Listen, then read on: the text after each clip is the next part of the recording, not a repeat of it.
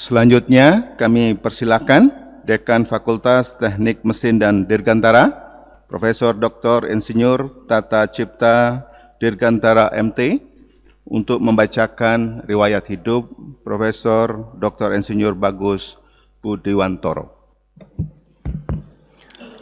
Yang terhormat Bapak Ketua Sidang Orasi Ilmiah, yang saya hormati Ketua dan anggota Senat Akademik, yang saya hormati Ketua, Wakil Ketua, dan anggota Majelis Wali Amanat, yang saya hormati Rektor beserta pimpinan ITB, para guru besar, para hadirin yang saya hormati.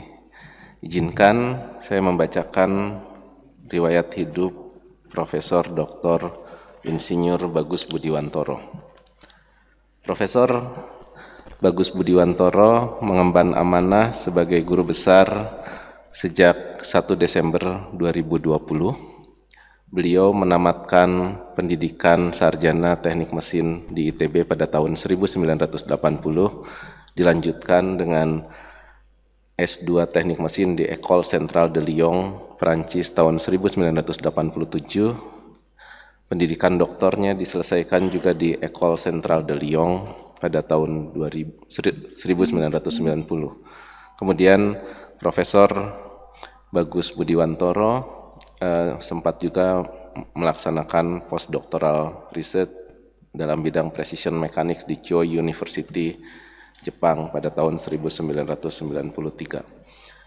Profesor Bagus Budiwantoro lahir dan besar di Bandung, lahir pada tanggal 15 Februari tahun 1956, dan beliau sekarang adalah guru besar di Fakultas Teknik Mesin dan Dirgantara dalam kelompok keahlian perancangan mesin. Bidang keahlian Profesor Bagus Budiwantoro adalah perancangan mesin. Beliau menikah dengan Ibu Nusantari dan dikaruniai 4 orang anak, Rian Pradipta, Eki Al-Ghazali, Karina Ramadhani, dan Hadijah Ayu Miranti. Sekarang keempatnya sudah menikah, Rian dengan Riri, Eki dengan Vina, Karin dengan Aziz, dan Ayu dengan Kenny. Profesor Bagus saat ini juga sudah dikaruniai oleh 8 cucu yang sudah mulai tumbuh dengan sehat dan pintar-pintar.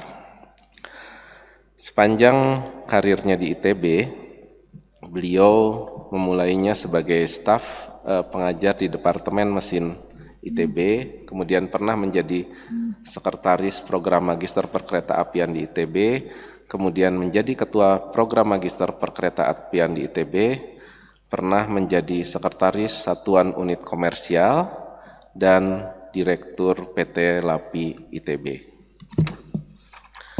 Profesor Bagus Budiwantoro telah mempublikasikan dan menghasilkan berbagai karya ilmiah dan produk-produk rekayasa yang sangat bermakna. Beliau mempublikasikannya pada jurnal internasional, jurnal nasional, proceeding internasional, proceeding seminar nasional, dan berbagai paten, baik paten nasional maupun paten internasional. Profesor Bagus Budiwantoro telah meluluskan lebih dari 100 mahasiswa, baik itu adalah mahasiswa tingkat sarjana, magister, dan doktorat. Saya adalah salah satu murid dari Profesor Bagus Budiwantoro.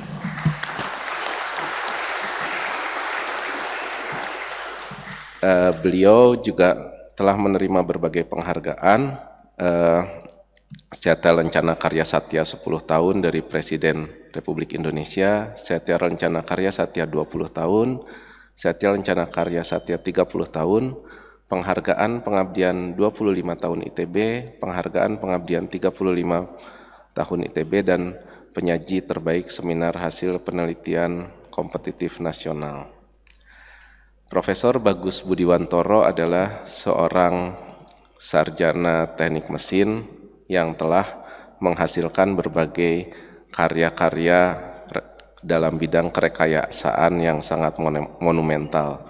Dengan demikian, kita bisa melihat bahwa jejaring kerjasama yang dibangun oleh Profesor Bagus Budiwantoro itu demikian luas, mulai dari intensif pengiriman, mulai dari, saya baca dari bawah saja, dari pengembangan pendidikan, sarana dan prasarana kereta api dengan PT Kereta Api Indonesia, kemudian pengembangan peralatan keruk timah dengan PT Timah, pengembangan instalasi pengolahan air dengan PT Teknomas Tirta, pengembangan metro kapsul dengan PT Treka, kemudian kerjasama pendidikan dalam bidang kereta api dengan KTH Royal Institute of Technology di Sweden, kemudian kerjasama internasional lainnya adalah pembimbingan mahasiswa dan pemanfaatan fasilitas laboratorium dengan University Malaya dan pengiriman mahasiswa tingkat akhir ke University of Twente. Selain itu juga beliau terlibat sebagai Komite Teknis Perumusan Standar Nasional Indonesia di Badan Standarisasi Nasional dan pengembangan institusi pendidikan Politeknik Energi dan Pertambangan di BPSDM, ESDM. Sebagai seorang guru besar dalam bidang perancangan mesin, maka Profesor Bagus Budiwantoro telah menghasilkan berbagai karya yang menurut saya sangat monumental dan sangat relevan bagi kepentingan bangsa. Yang pertama dalam bidang olahraga, yaitu metode tune-up raket untuk juara dunia. Kemudian dalam bidang air bersih, Profesor Bagus Budiwantoro bersama koleganya telah mengembangkan instalasi pengolahan air mobile. Ini adalah salah satu pengolahan air yang bisa berpindah yang terbaik di dunia, dan pada saat gempa di Lombok, beliau beserta koleganya langsung mengirimkan alat ini untuk membantu menyediakan air bersih di Lombok. Kemudian dalam bidang pertambangan, beliau juga turut serta dalam perancangan dan pengembangan kapal keruk timah terbesar di dunia. Kemudian dalam bidang transportasi, beliau adalah salah satu tim yang turut merancang metro kapsul yang dapat belok dengan radius terkecil di dunia. Kemudian dalam bidang minyak, gas, dan geotermal, beliau juga sangat aktif dalam mengembangkan sistem manajemen perpipaan dan integritas aset. Demikian biodata Profesor Bagus Budiwantoro secara singkat. Terima kasih.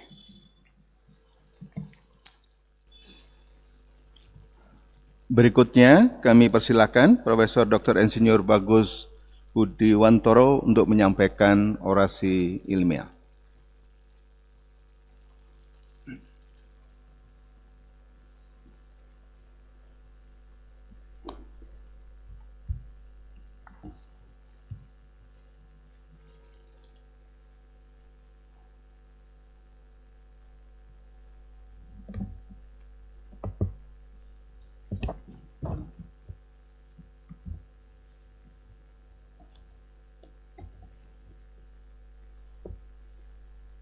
Terima kasih. Yang terhormat Ketua Forum Guru Besar ITB, yang terhormat Wakil Ketua Majelis Wali Amanat ITB, yang terhormat Rektor ITB beserta jajarannya yang mewakili, Guru Besar ITB, hadirin yang saya hormati. Assalamualaikum warahmatullahi wabarakatuh. Terima kasih atas kesempatan yang diberikan kepada saya untuk memberikan orasi ilmiah pada Forum Guru Besar yang terhormat ini. Saya akan membawakan judul tentang orasi ilmiah ini adalah Sistem Keselamatan Pasif pada Struktur Kereta Penumpang.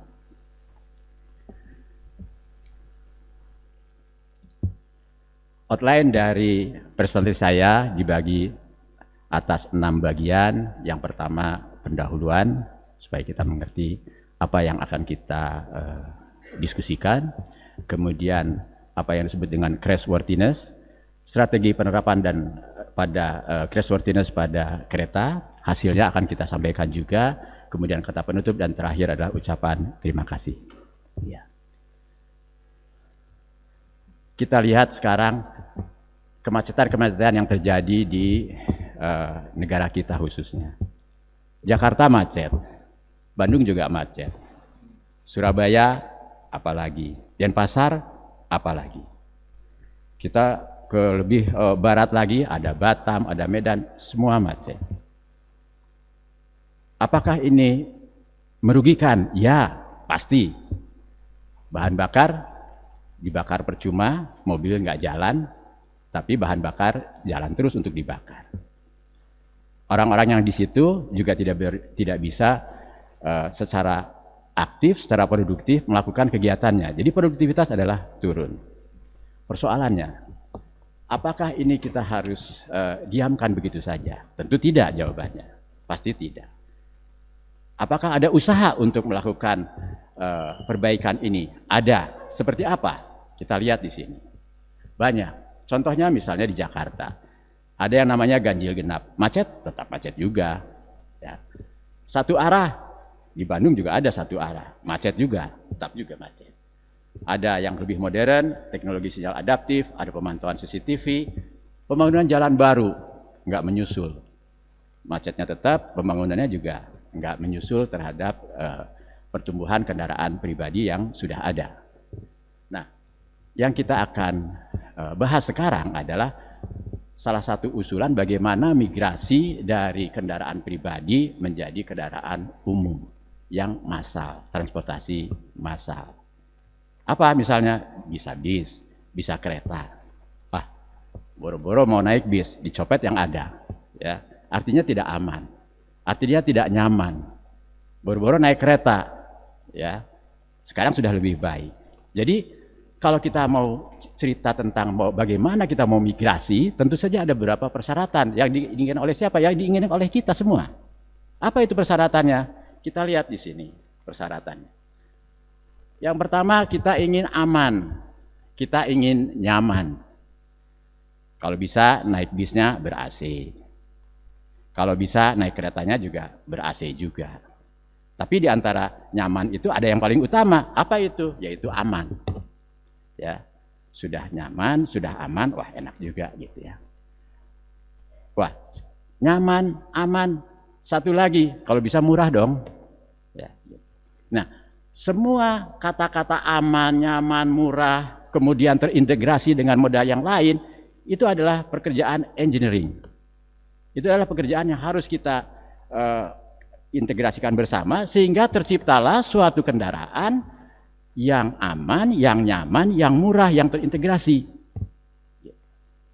Itu adalah pekerjaan engineering. Tapi di sini kita akan membahas satu saja.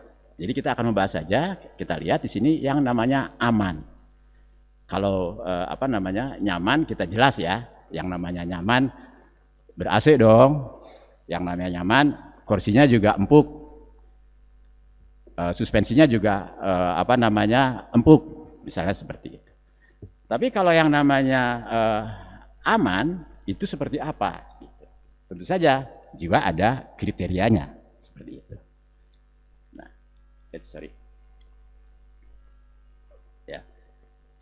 Jadi, kalau kita lihat, maka bicara tentang aman ini, maka kita akan bicara kepada apa yang disebut dengan teknologi keselamatan kendaraan. Ya. Apa itu teknologi keselamatan kendaraan? Ya yang penting jangan kecelakaan lah. Jadi bagaimanapun kita menjalankan kendaraan ini, yang penting jangan ada kecelakaan, jangan terjadi tabrakan. Ya.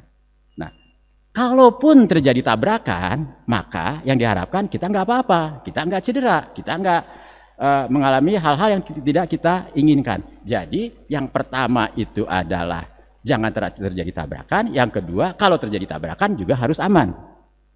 Nah, di sini masalahnya. Artinya apa? Oh, ada dua hal yang berbeda. Yang pertama, kalau kita menjaga sampai jangan terjadi tabrakan, itu kita sebut dengan keselamatan aktif. Jadi kita pasang sensor, pasang kontrol, begitu ada mobil di depan kita bunyi nit dan sebagainya, misalnya tanda-tanda sesuatu, yang memberikan reaksi kepada supir untuk mengerem dan sebagainya. Atau tanpa supir sama sekali, yang sudah kita lihat sekarang, ya sudah ada, di mana kendaraan itu bisa jalan sendiri tanpa tabrakan dan sebagainya.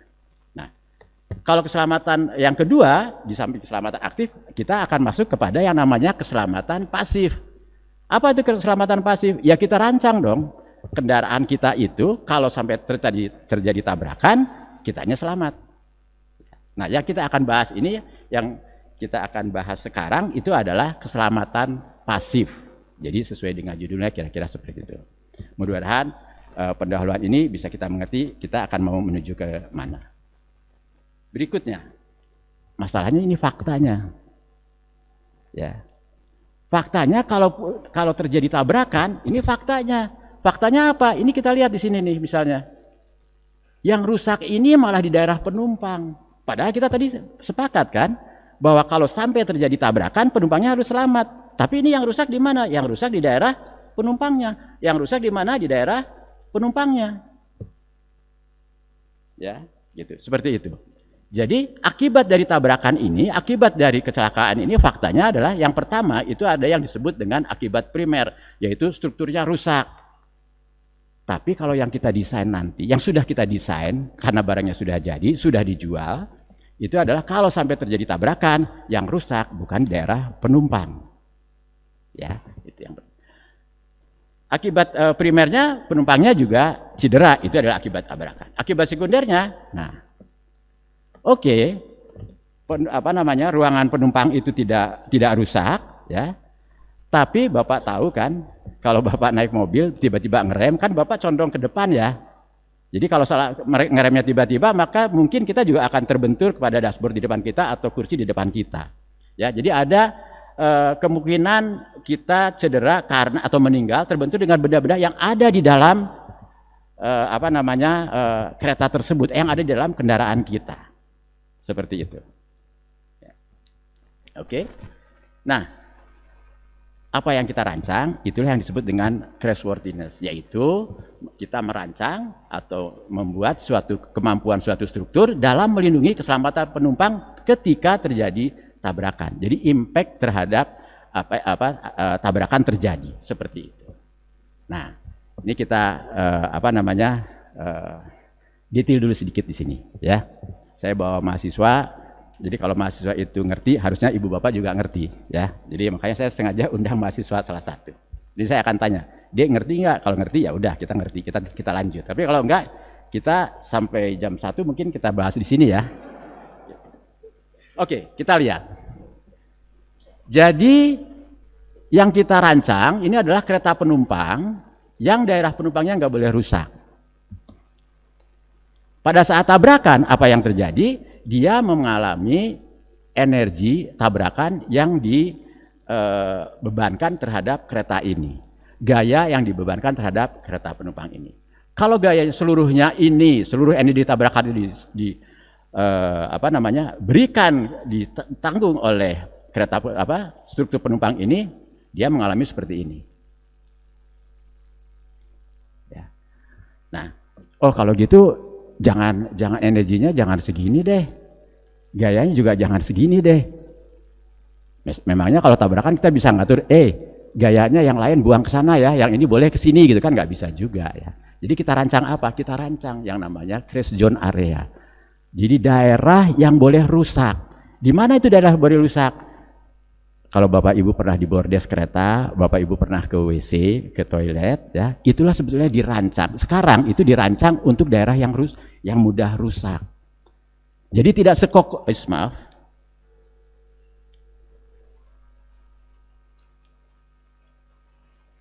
Jadi tidak sekokoh yang penumpang ini, ya, gitu. Jadi ini daerah yang memang dirancang rusak. Pada saat dia rusak, dia akan akan dirusak oleh gaya yang biru ini. Sehingga yang gaya merah yang semua itu tinggal yang kuning saja, sehingga nanti penumpangnya juga selamat. Kira-kira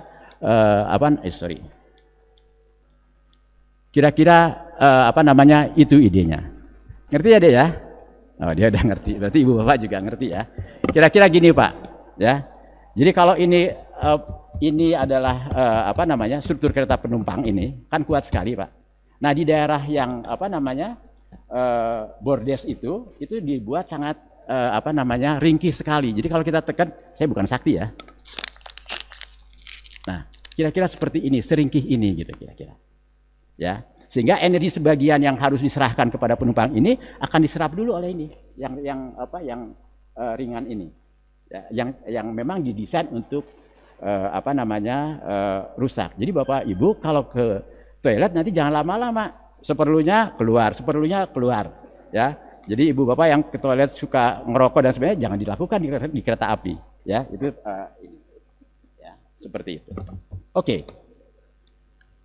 Nah, tentu saja ada kriterianya, jelas ya, ada kriterianya. Apa itu kriterianya? Kriterianya hanya dua. Satu, penumpangnya selamat. Yang kedua, yang saya tadi katakan bahwa perlambatannya terkontrol. Jadi daerah yang mudah rusak ini ya harus menyisakan energi, menyisakan gaya yang penumpangnya nanti selamat. Yang keretanya tidak rusak. Sedangkan kemudian yang daerah yang rusak ini harus bisa mengkontrol bagaimana perlambatannya serendah mungkin. Kayak Bapak naik mobil, begitu rem tiba-tiba kan kejeduk ya. Jadi kalau remnya agak halus, nggak kejeduk juga. Kira-kira seperti itu. Nah, ini semua dikuantifikasi, semua ada standarnya. Standarnya macam-macam. Jadi di sini ada kita lihat kriteria cedera penumpang. Nah, kalau kita lihat kriteria penumpang, rumusnya, saya tidak akan bahas rumusnya, banyak cacingnya ya di sini, integral dan sebagainya. Ini mengandung parameter perlambatan, mengandung parameter apa namanya untuk menghitung keselamatan penumpang yang nanti dikuantifikasi di sini ya, artinya kalau di perlambatannya berapa kita hitung, maka di sini akan terhitung dengan rumus ini. Oke, kalau AIS-nya 1 sakit kepala atau pening-pening, nah ini masih boleh lah misalnya ya. Yang nomor 2, tidak sadarkan diri dalam waktu kurang dari 1 jam. Nanti berikutnya itu ada yang 6 jam, tidak sadarkan 24 jam, dan yang terakhir meninggal. Ya. Jadi itu adalah apa namanya kriteria yang harus kita penuhi. Jadi dalam merancang struktur yang crashworthiness tadi itu harus bagaimana? Ya harus perlambatannya serendah mungkin. Nah, kalau kita lihat ya, ini simulasinya. Jadi pada saat pertama kali tabrakan dia masih di sini ininya. Kemudian mulai terantuk ke depan sampai akhirnya dia terlempar malah. Nah, sehingga dalam crashworthiness ini kita juga bisa menghitung jarak antara satu kursi kepada kursi yang lain yang aman. Jadi hati-hati kalau naik kereta ekonomi yang padat-padat itu ya memang murah gitu ya, murah kok pengen selamat misalnya seperti itu ya. Nah, itu yang jangan sampai terjadi. Jadi tetap saja sekarang yang kita rancang adalah sesuatu yang aman dan nyaman. Oke, ya. Berikutnya, tentu saja dalam merancang ini kita memakai standar, memakai regulasi supaya apa? Supaya optimal. Ya. Jangan sampai kemahalan seperti tadi. Oke, saya pindah dari kendaraan biasa ke kendaraan umum, tapi aman, nyaman, murah. Aman, nyaman, terjangkau. Jadi harus ada regulasinya. Regulasinya apa?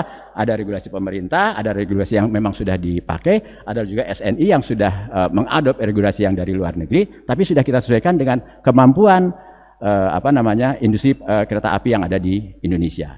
Ya. Nah, dari sini salah satunya adalah bahwa kecepatan tabrakan itu kita definisikan. Berapa? 25 km per jam. Pelan ya. Ya memang seperti itu. Jadi itu berdasarkan dari mana? Tidak berdasarkan dari langit, berdasarkan dari penelitian, berdasarkan dari kejadian-kejadian kereta yang terjadi, dicatat. Oke, seperti itu. Karena kalau misalnya dia sanggup tabrakan pada saat kecepatan 100 km per jam, ya dia babak belur semuanya. Jadi ini diatur di sini, diatur dalam standar, diatur dalam regulasi. Ya. Gitu. Oke. Nah, apakah yang hasil-hasil dari kita penelitian dari tahun 90 sampai sekarang itu sudah diimplementasikan? Sudah. Jadi yang namanya LRT Jabodebek ini sudah dijual, ya. Di sini sudah menerapkan teknologi crashworthiness. Metro Kapsul, ini karyanya Profesor Mulyo Widodo. Terima kasih Mas, saya pinjam videonya Mas ya. Ikhlas Mas. Ya. Ini buatan Bandung ya. Jadi mudah-mudahan beberapa tahun kemudian ini akan berseliweran di Bandung. Ya, kayak gitu. Kita dengarkan dulu videonya supaya Bapak-bapak nggak ngantuk sedikit ya.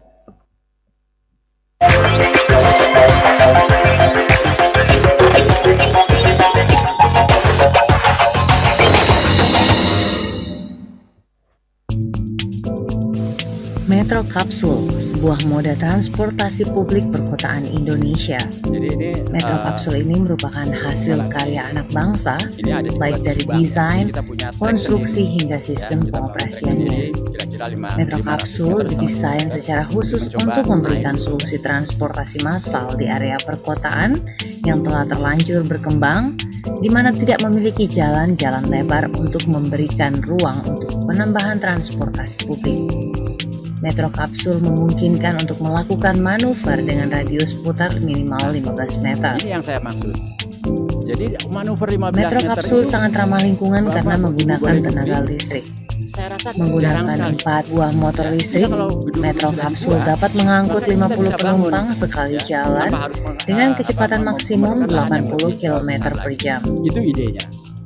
Biaya pembangunan Metro Kapsul sangat terjangkau karena Metro Kapsul sangat ringan sehingga volume struktur dan kebutuhan material menjadi sangat sedikit jika dibandingkan dengan LRT biasa. Dengan kapasitas kalau angkut LRT sebanyak dari 24.000 penumpang misalnya, per itu jam, Rp100, faktor keselamatan ya. penumpang juga menjadi Kemudian prioritas dari, utama Cina 500 dengan berbagai adalah komponen yang Rp50, disediakan, ini hanya termasuk Rp25 diantaranya baterai per cadangan kilometernya yang dia. digunakan pada Jadi saat akan sangat suplai terjangkau. listrik terganggu. Ya. Tersedianya 4 motor yang dapat digunakan, walaupun 2 motor mengalami kerusakan, 2 pintu darurat untuk mencegah penumpang terjebak di dalam kapsul. Ini pabriknya di Bandung ya. Metro Kapsul dapat dikendalikan secara otomatis dari ruang kontrol, di mana menjamin ketepatan waktu dan kemampuan untuk melihat kondisi sistem secara keseluruhan. Namun dapat juga dikendalikan secara manual dari masing-masing kapsul dalam kondisi darurat.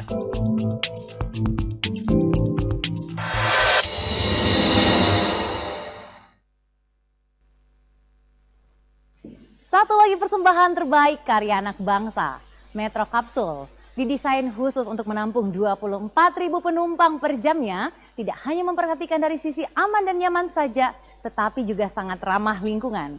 Karena bisa dipastikan bahwa Metro Kapsul ini hanya menggunakan tenaga listrik dan sangat cocok untuk daerah perkotaan. Ya. Nah, ini yang kita lakukan. Ya, ini yang kita lakukan di lab kita di ITB ini. Jadi mendesain bagian depan dari LRT atau Metro Kapsul ini yang secara yang desainnya seperti ini. Ya.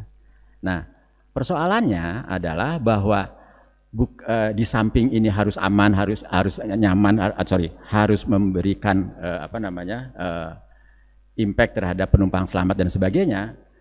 Ini kan akan dibuat secara massal, ya. Kalau dibuat satu lain lagi, kita sudah saja jadi langsung buat. Tapi kalau bisa bicara massal, maka kita akan bicara tentang produksi. Jadi line produksi antara produksi buat satu prototipe sama massal pasti akan berbeda. Artinya apa? Pada waktu desain kita sudah mulai memilih, ya. Jadi kita harus sudah memulai yang namanya struktur-struktur ini seperti apa sih? Harus bagaimana yang kita pilih? Supaya apa? Supaya nanti pada waktu produksi massalnya itu sangat kompetitif sekali, ya. Nah, yang paling mudah kita buat yang namanya semua struktur ini terdiri dari crash box seperti ini, ya. Jadi ada panjang, lebar, tebal, ya kita simulasikan aja tebalnya berapa dan sebagainya. Tapi membuatnya juga mudah, menyambung-nyambungnya juga mudah, ya, seperti itu. Nah, ini adalah bagian-bagiannya, saya rasa bisa kita lewati saja, ya. Nah, kemudian ini adalah parameter-parameter crashworthiness yang harus kita lakukan pada saat kita mendesain tersebut. Jadi ada parameter crashworthiness-nya, ada regulasinya, material yang kita pilih seperti apa, kita gabungkan, kita masukkan ke dalam suatu program yang cukup rumit, yang tidak akan saya jelaskan di sini. Ya, hasilnya kira-kira seperti ini. Ya, ini adalah hasilnya. Jadi pada waktu terjadi tabrakan, kira-kira begini. Ya, simulasinya bisa kita lihat detik, milisecond per milisekundnya kita bisa lihat seperti apa kejadiannya. Dari situ ada kekurangan dan kelebihannya, kita iterasi kembali. Kita iterasi kembali, ya.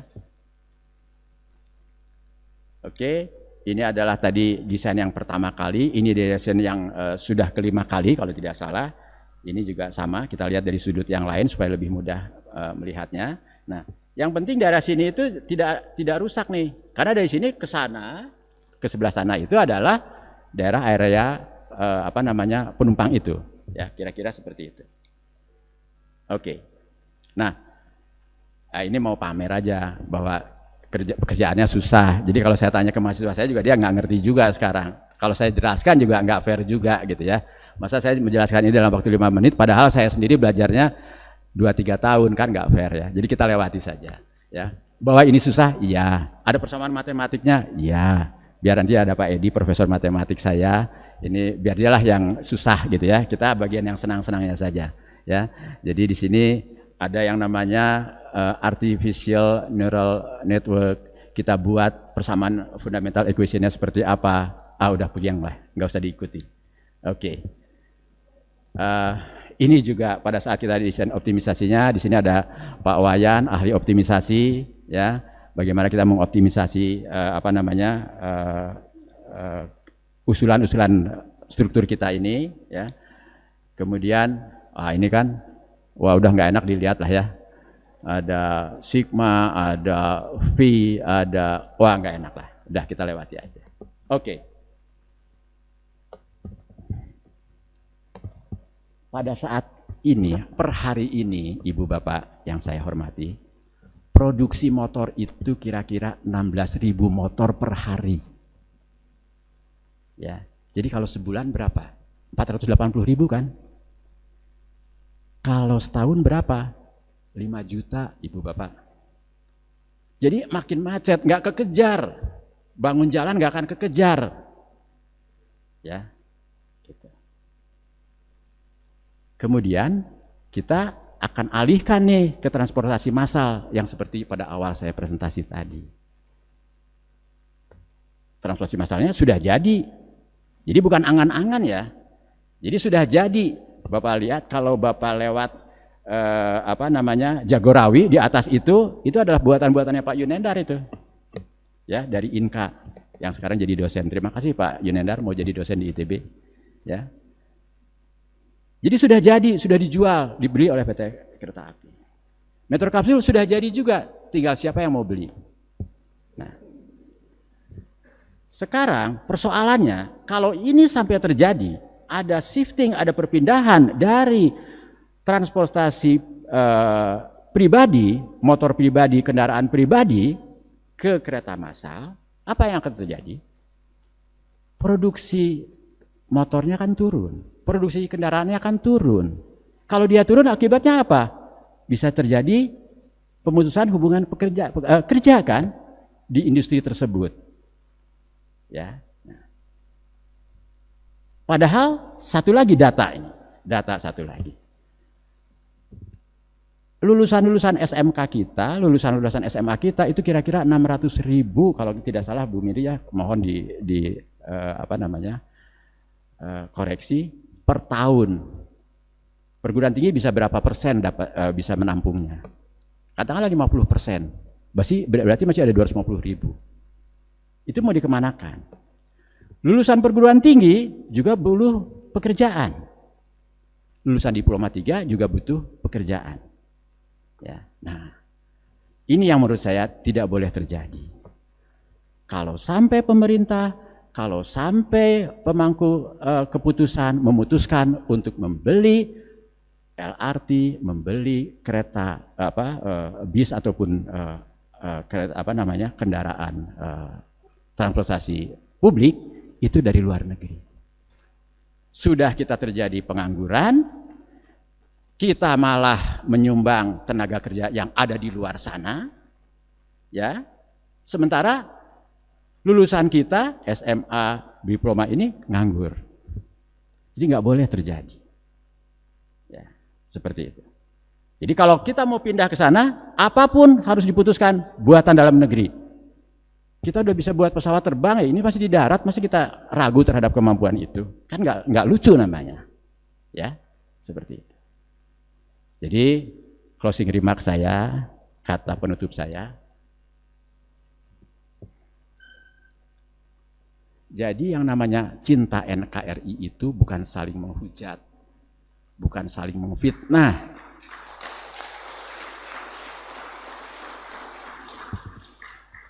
Ya. Menurut saya, menurut kita, insinyur, kita ITB, Institut Teknologi Bandung, teknologi, ya. Cinta NKRI itu apa? Satu, mandiri teknologi. Yang kedua apa? Mandiri tenaga kerja. Profesor Ari Darmawan Pasek waktu sekolah itu nomor 1 Pak, padahal dia di Inggris. Lawan-lawannya orang bule Pak. Tapi dia nomor 1. Ya. Jadi aneh kalau kita masih memilih tenaga kerja dari asing. Dan yang ketiga, yang menurut saya cinta NKRI itu adalah mandiri keputusan.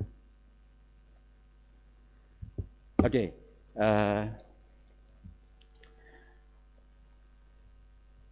Pertama-tama saya akan mengucapkan terima kasih, tentu saja terima kasih kepada Allah Subhanahu wa taala yang telah memberikan saya pada posisi seperti ini. Tidak banyak orang menjadi sarjana, tidak banyak orang menjadi doktor, tidak banyak orang menjadi profesor. Tetapi yang pasti di akhirat nanti itu akan ditanya. Pertanyaan untuk seorang sarjana akan lain pertanyaannya dengan seorang doktor, akan lain dengan seorang profesor. Mungkin akan lebih lama, mungkin akan lebih rinci dan sebagainya dan sebagainya. Saya hanya berharap pada Allah Subhanahu wa taala supaya saya amanah terhadap gelar yang saya peroleh saat ini sebagai guru besar, sehingga saya dapat bertanggungjawabkan nanti di akhirat. Kira-kira itu doa saya, ucapan terima kasih kepada Allah Subhanahu wa taala atas apa yang Allah berikan kepada saya. Berikutnya tentu saja saya akan mengucapkan terima kasih kepada banyak yang harus saya tulis, kalau satu persatu banyak sekali namanya, ini banyak, tapi saya akan persingkat saja. Yang pertama, terima kasih kepada kedua orang tua saya. Almarhum ayah saya sudah meninggal, almarhum mertua saya juga sudah meninggal, tapi ibu saya masih ada. Ibu saya biasanya nggak mau kegiatan seperti ini. Keperkawinan juga karena beliau sudah hampir 90 tahun, tapi ininya masih jalan karena beliau masih ngajar kumon untuk cucunya. Gitu.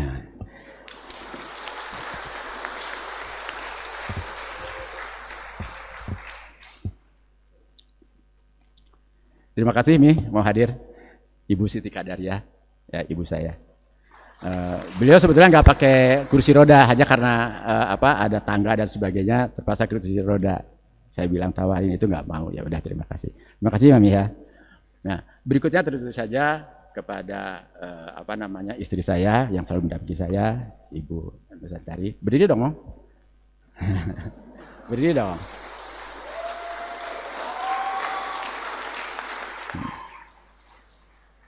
Kemudian ada anak-anak saya 4 ya, ada Rian, istrinya Riri, kemudian Eki, istrinya Vina. Eki, Rian coba berdiri Mas. Nah ini istrinya tadi agak sakit anaknya, Eki, Vina, istrinya Eki. Terima kasih. Kemudian ada Karina. Nah Karina ini suaminya dosen di SAPPK, ya. Kemudian suaminya adalah Ajis dari SAPPK di arsitek. Kemudian ada Ayu Miranti, mana Ayu? Ayu ini tinggal di Surabaya, ya.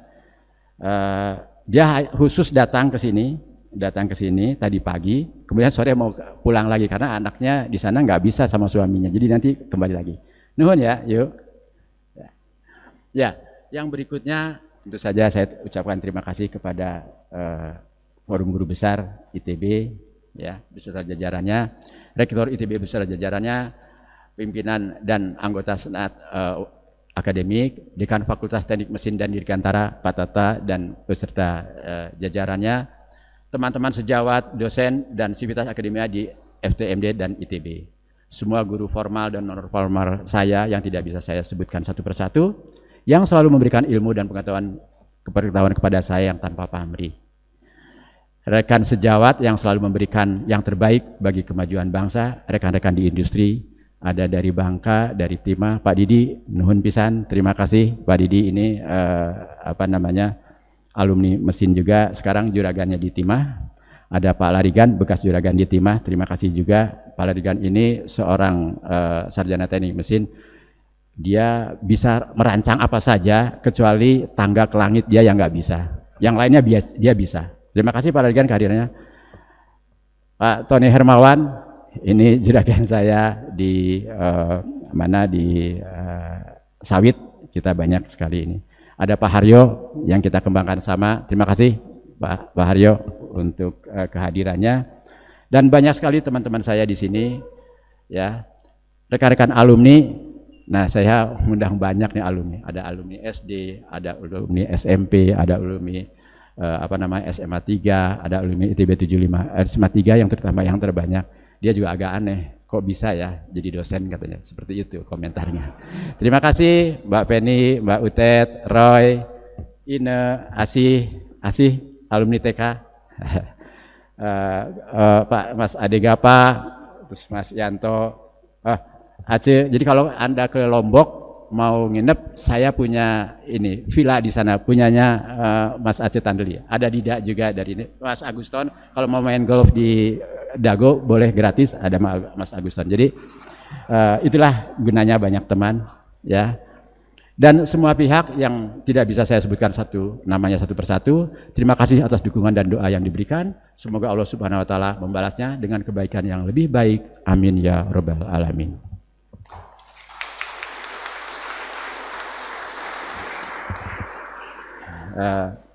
Bismillahirrahmanirrahim. Ini yang berat, hanya tulisan tapi mengandung makna, karena itu harus merupakan suatu amanah yang harus kita jalankan. Semoga Allah Subhanahu wa taala membimbing saya agar saya bisa menjalankan amanah ini. Bismillahirrahmanirrahim.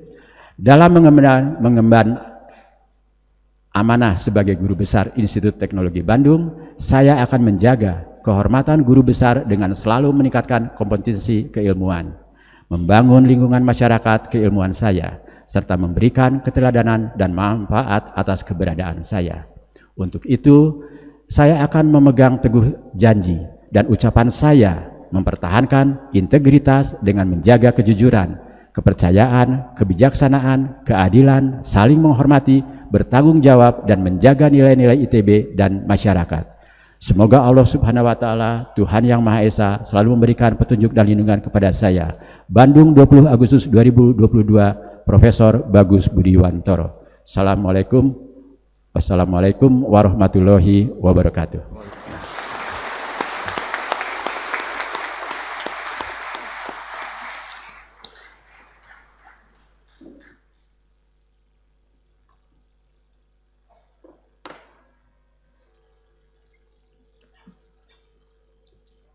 Penandatanganan dokumen kode kehormatan di hadapan Ketua Forum Guru Besar ITB.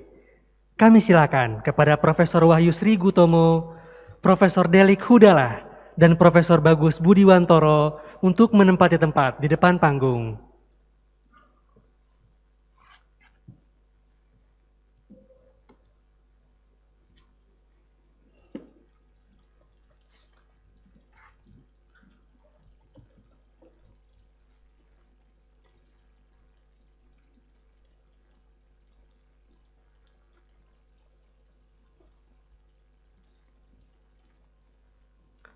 Kami silakan kepada Profesor Wahyu Sri Gutomo untuk menandatangani dokumen kode kehormatan.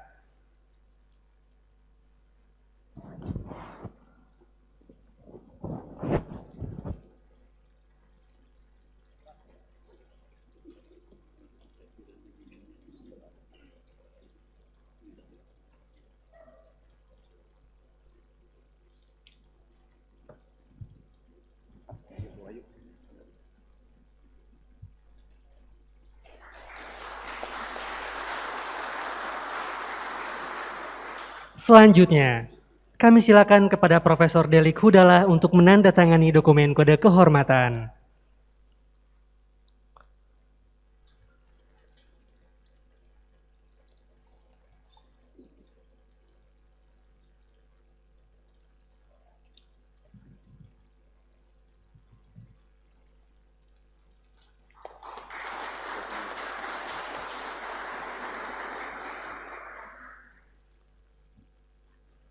Berikutnya, kami silakan kepada Profesor Bagus Budiwantoro untuk menandatangani dokumen kode kehormatan.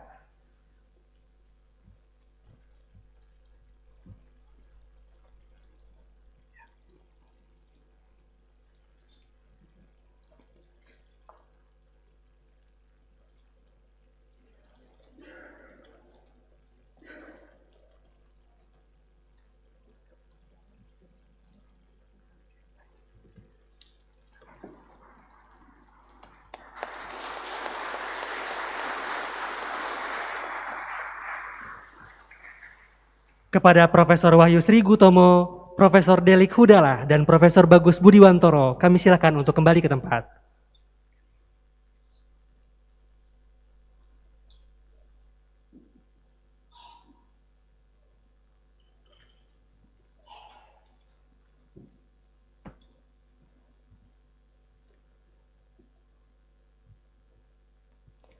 Pembacaan doa oleh Profesor M. Salman AN.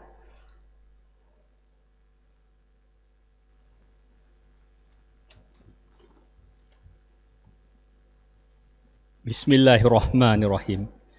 Assalamualaikum warahmatullahi wabarakatuh. Salam sejahtera buat kita semua. Hadirin yang semoga dimuliakan oleh Yang Maha Kuasa, marilah sejenak kita tundukkan kepala, merendahkan keakuan di hadapan ketinggian Sang Pencipta. Mengakui ketakberdayaan jika tidak ada energi yang dialirkannya. Tiada daya dan upaya kecuali semata atas pertolongan dan cinta Sang Maha Pencipta. Karena itu, saatnya kita persembahkan doa. Bermula dari lubuk hati terdalam, kita sebut asmanya. Bismillahirrahmanirrahim. Alhamdulillahi walillahil hamd. Ya Rab, lakal hamdu kama yanbagili zalali wajhika wa azimi sultanik. Asyhadu an la ilaha illallah wa asyhadu anna Muhammadar Rasulullah. La ilaha illallah wahdahu la syarikalah. Lahul mulku wa lahul hamdu yuhyi wa yumit wa huwa ala kulli syai'in qadir. La haula wa la quwata illa billahi aliyul azim. Allahumma salli ala Muhammad wa ala ali Muhammad. Ya Allah, yang amat pantas dipuji, bagimulah segala pujian. Terimalah persembahan rasa syukur kami kepadamu dan hanya kepadamu ya Rabb. Betapa pantasnya kami bersyukur karena telah Engkau karuniakan begitu banyaknya nikmat dan karunia kepada kami. Jadikanlah semuanya itu untuk membuat kami bergerak dari satu syukur ke syukur yang lainnya. Ya Alim, yang Maha Mengetahui, pengetahuanmu meliputi segalanya. Engkaulah yang mengangkat derajat orang-orang yang berilmu dan mempergunakan akalnya. Kami mohon, berkenan Engkau ilhamkan ilmumu kepada kami, sehingga kami tergolong orang-orang yang memikirkan akan ciptaanmu dan mengingatmu kala berdiri, duduk, atau dalam keadaan berbaring. Seraya berkata, tiada Engkau ciptakan semuanya ini dengan sia-sia. Maha suci Engkau, lindungi kami dari azab-Mu. Ya Ghafur, Engkau adalah Rabb kami. Tidak ada ilah yang berhak diibadahi dengan benar selain Engkau. Engkau yang menciptakan kami dan kami adalah hamba-Mu. Kami menetapi perjanjian untuk taat kepadamu dan janji balasanmu sesuai dengan kemampuan kami. Kami berlindung kepadamu dari keburukan perbuatan kami. Kami mengakui nikmat-Mu kepada kami dan kami mengakui dosa kami kepadamu, maka ampunilah kami, orang tua kami dan guru-guru kami. Engkaulah yang Maha Pengampun. Ya Rabb, barusan telah kami simak orasi 3 orang kolega kami, Profesor Wahyu Sri Gutomo, Profesor Delik Udalah, dan Profesor Bagus Budiwantoro. Betapa bernasnya pemikiran dan hasil-hasil capaian telah mereka sampaikan. Tentunya itu semua pada hakikatnya karena ilham yang Engkau ridai kepada mereka dan budaya akademik yang mereka tumbuhkan. Kami berharap mereka bersama dengan para profesor dan dosen lainnya akan istiqomah dan gigih berjalan di tapak yang menuju kedekatan kepadamu. Berani berkata benar dan menyampaikan kebenaran dengan penuh kearifan dan kebijaksanaan. Kami menambahkan para ilmuwan dapat bersinergi menjadi rahmat bagi alam semesta dan dapat menjadi contoh teladan. Tidak hanya dari segi intelektual dan emosional, tetapi juga jauh lebih penting akan menjadi contoh teladan dari segi pengabdian kepadamu. Ya Allah, berilah kami keinginan, kemampuan, dan kesempatan untuk bersama-sama berbuat yang dapat mengangkat muruah ITB. Jadikanlah ITB dapat lebih berperan dalam pengembangan ilmu pengetahuan, teknologi, serta seni. Jadikanlah ITB dapat lebih berkontribusi untuk kemanusiaan, mencerdaskan kehidupan bangsa, meningkatkan kesejahteraan umat manusia, dan memberikan solusi serta tindakan nyata lainnya untuk penyelesaian permasalahan bangsa. Jadikanlah Indonesia menjadi salah satu negara yang bermartabat dan Engkau sukai, baldatun tayyibatun warabul ghafur, negara yang makmur, penuh keberkahan dan ampunan-Mu. Untuk itu, berilah kami petunjuk dan kekuatan sehingga dapat berbuat yang lebih baik dan lebih baik sesuai dengan kemampuan yang Engkau titipkan. Wahai Kekasih yang Maha Pengasih, tiada Tuhan selain Engkau. Wahai yang Maha Penyayang, hanya Engkaulah harapan kami. Ijabahlah doa-doa kami. Sesungguhnya hanya Engkaulah yang Maha mengijabah segala doa. Subhana rabbika rabbil izzati amma yasifun. Wassalamu ala mursalin. Walhamdulillahi rabbil alamin. Wassalamualaikum warahmatullahi wabarakatuh.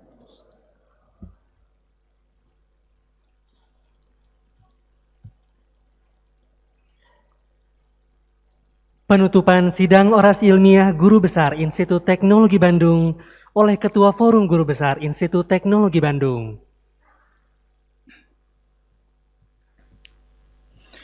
Hadirin yang kami hormati, kita bersama-sama telah mengikuti rangkaian seluruh acara sidang orasi ilmiah Guru Besar ini dengan baik dan hikmat. Materi yang disampaikan dalam orasi ini telah memperkaya kasana pengetahuan kita tentang penerapan metode-metode elektromagnetik kebumian di Indonesia, berikut tantangan dan potensi pengembangannya, sebagaimana yang telah disampaikan oleh Profesor Insinyur Wahyu Sri Gutomo, SSI, MSc, PhD. Kita juga telah memperkaya wawasan kita mengenai urbanisasi wilayah di era global, memusat ke pinggir menata daerah tak bertuan sebagaimana yang telah disampaikan oleh Profesor Dr. Delik Hudalah, ST, MT, MSc. Selain itu, kita juga telah memperkaya wawasan kita mengenai pentingnya sistem keselamatan pasif pada struktur kereta penumpang sebagaimana yang telah disampaikan oleh Profesor Dr. Insinyur Bagus Budiwantoro. Kami mengucapkan terima kasih yang sebesar-besarnya kepada seluruh hadirin yang telah berkenan hadir secara langsung di Aula Barat ITB dan yang hadir secara daring di Zoom meeting. Atas kesabarannya mengikuti sidang orasi ilmiah ini sampai dengan selesai. Dengan mengucapkan Alhamdulillahirabbil alamin, sidang orasi ilmiah Guru Besar ITB pada hari ini resmi ditutup. Wassalamualaikum warahmatullahi wabarakatuh.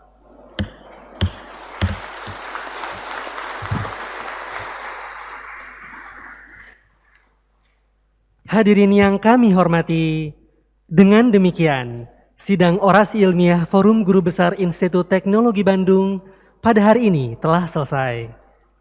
Selanjutnya, kami mohon kepada Profesor Wahyu Sri Gutomo beserta keluarga inti, Profesor Delik Hudalah beserta keluarga inti, dan Profesor Bagus Budiwantoro beserta keluarga inti untuk menempati tempat di depan panggung.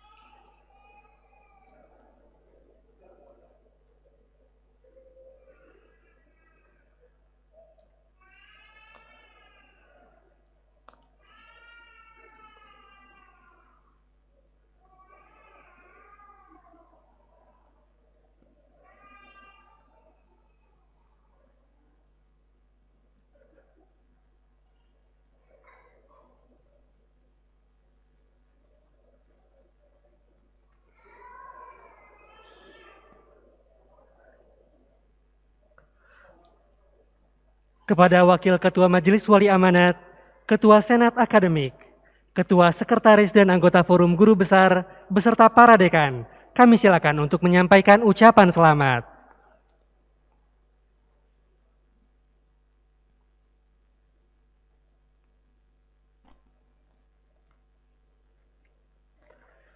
Kepada para tamu undangan, kami mohon untuk tetap berada di tempat.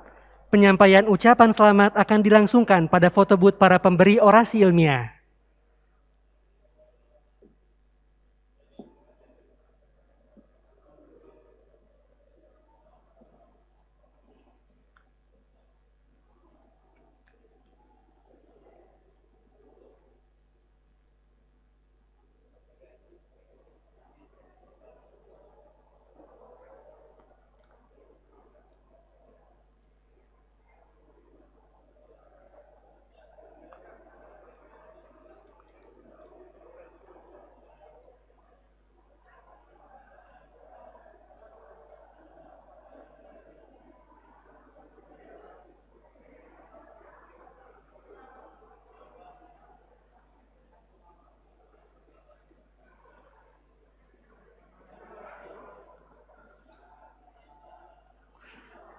Kepada para tamu undangan, kami mohon untuk tetap berada di tempat karena penyampaian ucapan selamat akan dilangsungkan pada foto booth para pemberi orasi ilmiah masing-masing.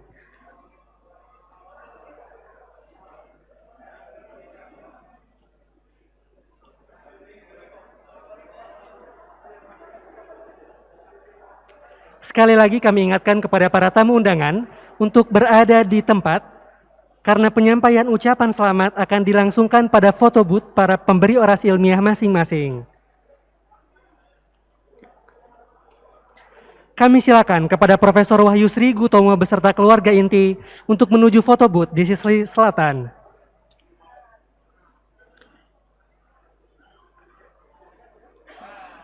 Kepada Profesor Delik Hudalah beserta keluarga inti dan Profesor Bagus Budiwantoro beserta keluarga inti, kami silakan untuk menuju foto booth di sisi utara.